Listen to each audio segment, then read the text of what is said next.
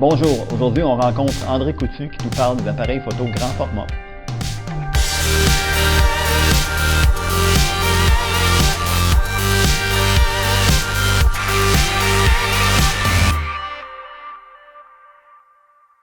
Donc bonjour André. Bonjour Sébastien, ça va? Ça va toi? Oui. Ben, merci beaucoup de participer à 3 sur 3, au projet 3 sur 3 aujourd'hui, en nous expliquant un peu comment fonctionne ton appareil 4x5 qu'on a ici. Donc c'est quelle marque? C'est un Lenovo? Oui, exact. Oui. Qu'est-ce qu'il y a de particulier avec ce type d'appareil-là qu'on n'a pas dans les appareils réflexes qu'on connaît? Ce que j'aime bien, c'est de partir de notre champ noir, en fait, parce que tu as l'objectif en avant, comme toute autre caméra, mais tu as aussi l'objectif et l'objecteur intégré. OK. Alors, un morceau. On peut toujours enlever le soufflet si on veut bien.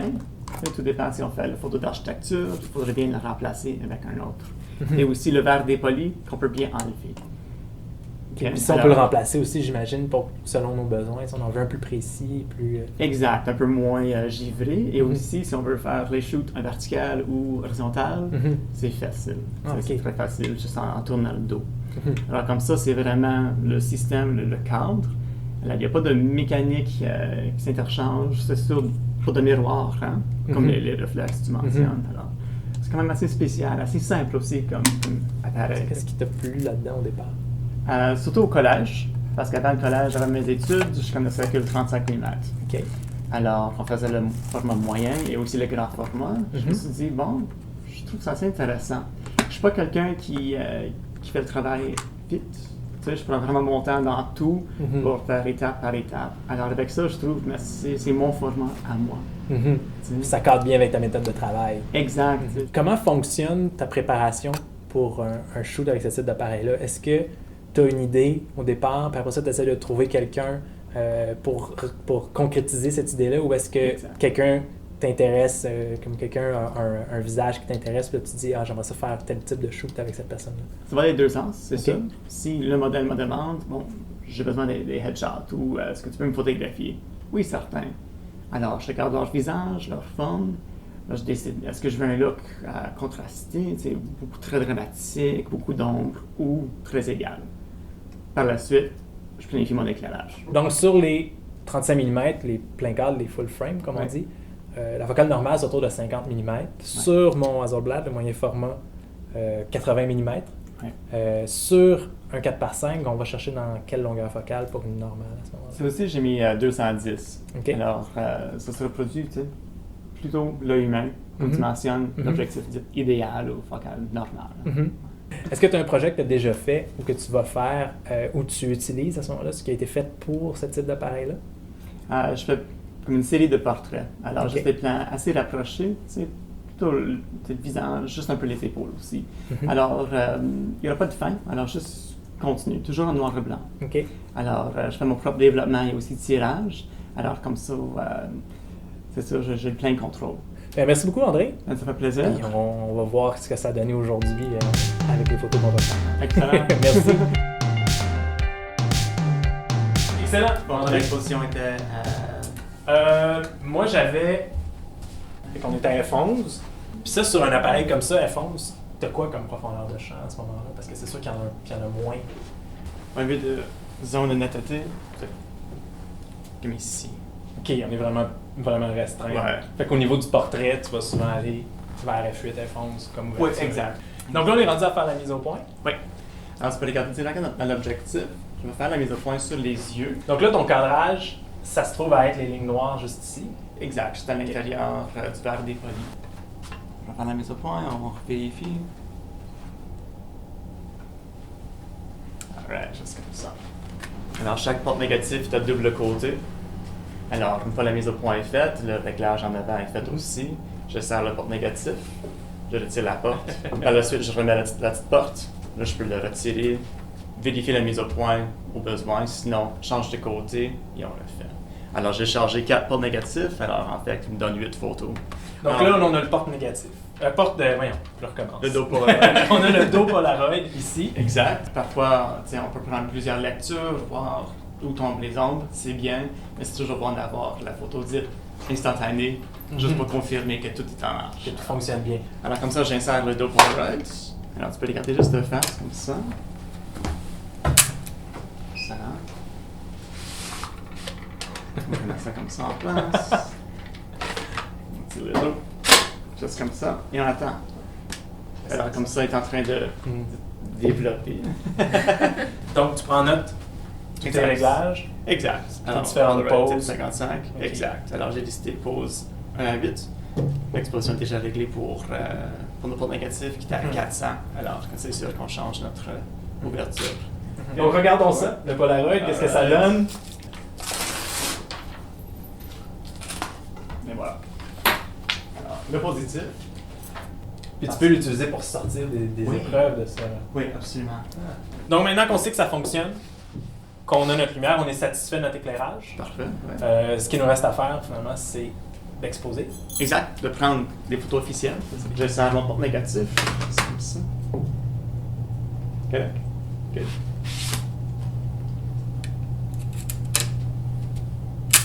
Parfait. Voilà. Comme ça. Juste comme ça, ça devrait être bien. Alright. Tout est au max. Parfait. Alright. J'allonge le œil un petit peu. Juste comme ça. Donc, au niveau des deux réglages, tu as le choix entre avancer l'objectif ou avancer et reculer le film. Exact. Qu'est-ce qui fait que tu vas choisir d'avancer l'objectif plutôt que... Surtout que je suis déjà au bout de l'arrêt. OK. Je voudrais bien reculer encore un peu plus pour faire la mise au point. OK. Alors, quand je m'avance un petit peu, j'allonge ma raille. Mm-hmm. C'est comme si on travaille avec un peu de zoom, un petit peu. Okay. Ça change plutôt la longueur focale, ou la distance entre l'objectif et le plat film, qui me permet en fait juste de confirmer ou compléter la mise au point sur le visage. Sur une pellicule de cette taille-là, tu peux aller récupérer au développement combien de stops à peu près? Ça peut varier avec le film. Pour moi, je dirais pas plus que 4 dans le pire des cas. C'est quand même pas plus beaucoup. que 4. Oh, oui, exact. On va reprendre celle-là. Oui. Comme ça.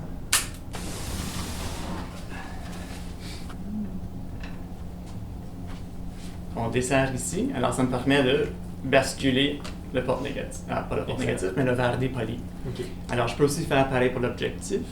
Pour celui-ci, je préfère juste le porte négatif. Oui, parce qu'au niveau de l'objectif, ça serait plus pour régler les problèmes de perspective. Exact. Alors qu'au niveau du film, c'est vraiment pour la netteté, pour jouer avec la zone de netteté. Exact.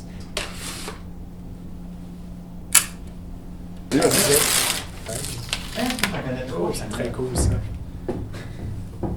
Oh, cool. Donc, la première des choses à faire, encore une fois, c'est de tester, voir si tout fonctionne bien. Donc là, quand on est prêt, on met le dos comme ça.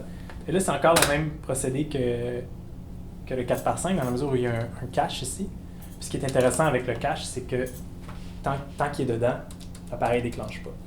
Donc, tu peux pas, justement, contrairement au 4x5, que si le cache est dedans, je pense que tu peux déclencher. Oui. Donc, tu pourrais comme oublier d'enlever ton cache puis shooter tout le temps sans jamais faire de photos. Donc, on enlève. Regarde comme juste ici. Excellent. Parfait. On en a une de faite.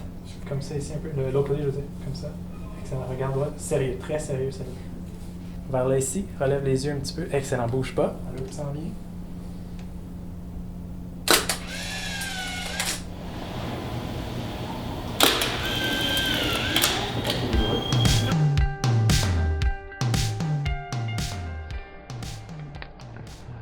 Alors, on se prépare pour les feuilles contact, les planches contact.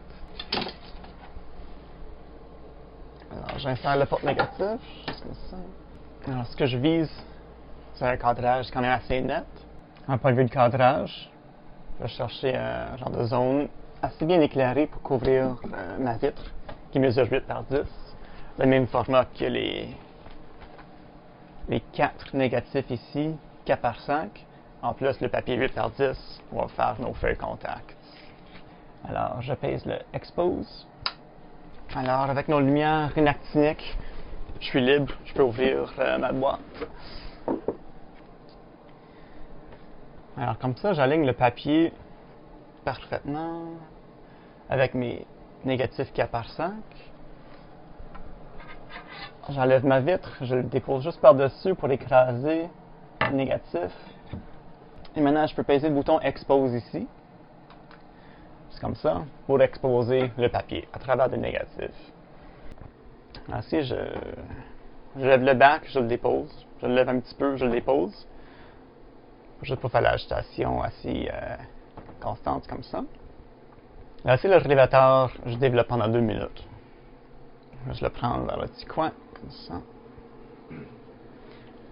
Je dégoûte le plus possible dans le bac. Alors, comme ça, j'insère dans mon bain d'arrêt. C'est pas long, 10 secondes pour arrêter l'action du révélateur.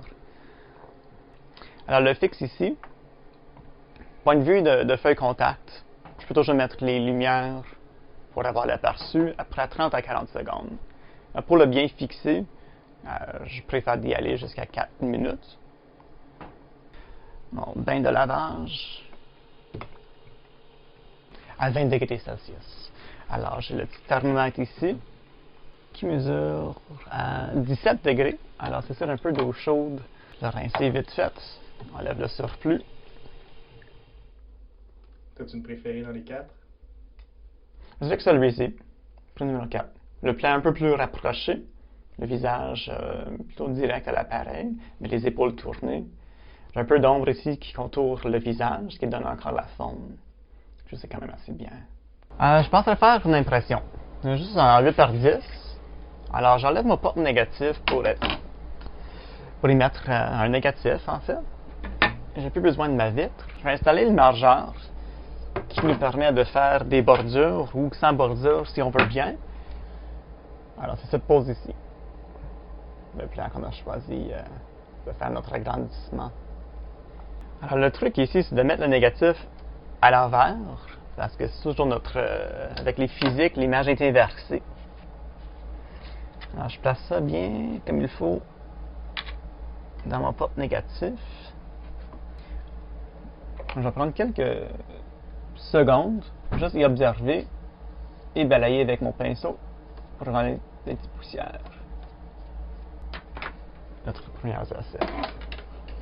Alors j'insère le négatif dans l'agrandisseur, je referme. Alors puisqu'on travaille avec un négatif 4 par 5, il n'y a pas de temps d'agrandir vraiment ou faire un recadrage. Là je fais la mise au point à peu près, juste en regardant avec mes yeux. Et par la suite, je confirme la mise au point avec notre outil ici qui s'appelle une scoponette. Alors, en fait, je suis en train de magnifier le grain sur le film. Je vais peser mon bouton ici, Expose, pour exposer le temps désiré, que je viens d'ajuster à 3 secondes. Je vais exposer comme ça. Okay. Je recule mon carton. Je pèse Expose encore une fois. Je vais faire des bandes ici d'exposition de toujours de 3 secondes chaque. Alors ici, le blanc, j'ai pas d'exposition. Ici, début, 3, 6, 9, 12, ainsi de suite. Alors, je vais choisir l'exposition exacte pour tirer ma 8 par 10. Et je peux aussi confirmer que les bordures sont bien symétriques ou non. Alors, je vais apporter une petite modification au besoin. Alors, on a figuré 18 secondes était ça. Alors, j'ajuste 18 secondes. Juste comme ça. Le papier est en place. Tout est beau. Expose. Donc 18 secondes. Ce que j'aimerais voir, c'est beaucoup de détails dans le noir et aussi les points plus éclairés ici, alors les autres lumières. J'aimerais peut-être retenir légèrement ici les cheveux, juste pour aller chercher un peu plus de détails dans la différence entre le visage et aussi les cheveux. Alors, j'ai un petit carton ici, un genre de petit film. Alors, pendant l'exposition de 18 secondes, je rentre ici pour arrêter aux gens de bloquer un peu de lumière. Alors, le terme, c'est retenir ou dodging. Alors, je pèse mon bouton Expose. Alors, je rentre le dodger ici. 1, 2, 3, 4. Je le tire. Alors, celui-ci, c'est l'exposition de 18 secondes complète. Et de l'autre côté, on a retenu légèrement le visage pendant 3-4 secondes. Alors, je cherche un peu de détails dans les ombres. Nous espérons que cette rencontre vous a plu. Pour commenter, poser des questions ou même ajouter des informations, vous pouvez le faire ici ou sur notre site Internet. À bientôt!